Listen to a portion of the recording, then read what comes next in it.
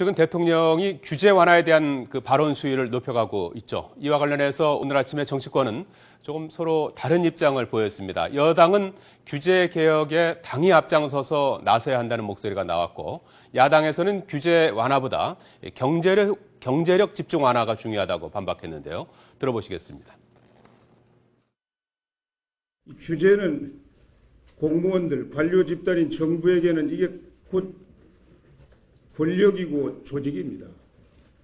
이 정부에 맡겨가지고 될 수가 없어요. 규제라는 게 다 법으로 되어 있는 거 아닙니까?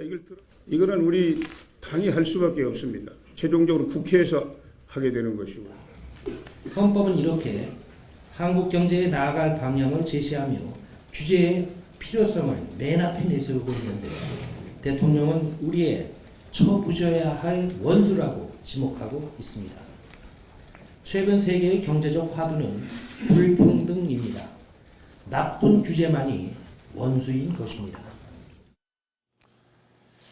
네, 최근 박근혜 대통령의 발언, 갈수록 수위가 높아지고 있습니다. 집권 2년 차, 규제 개혁 등과 관련한 철저한 일처리를 강조하면서 직설적이고 강한 표현이 늘었습니다.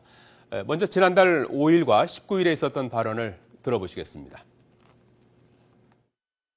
진돗개가 더 한번 물면 그냥 그 살점이 완전히 뜯어져 나갈 때까지 안 논다 그래요. 그래서 진돗개를 하나 딱 그려놓으시고 우리는 진돗개 같은 정신으로 한다. 하여튼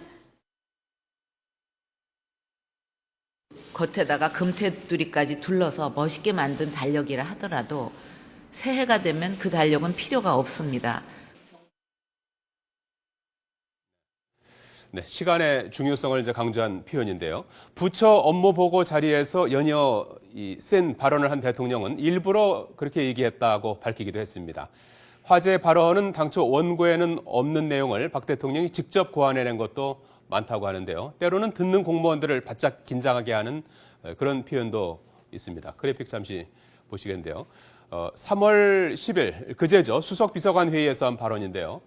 처부술 원수, 암덩어리로 생각하고 규제를 확확 드러내야 한다, 이런 표현도 있었습니다. 처음에는 우리의 원수라고 했다가 다시 한번 강조할 때 처부술 원수라고 했다고 합니다. 더 강한 표현을 찾았다는 것이죠. 발언 수위가 이렇게 점점 올라가는 이유는 무엇일까요? 집권 2년 차를 맞은 박근혜 대통령, 취임 1주년을 맞아 발표한 경제 혁신 3개년 계획이 있죠. 시간과의 싸움을 해야 하고 무엇보다 신속하게 움직이지 못하는 공직사회에 대한 불만도 담겨 있다는 분석입니다.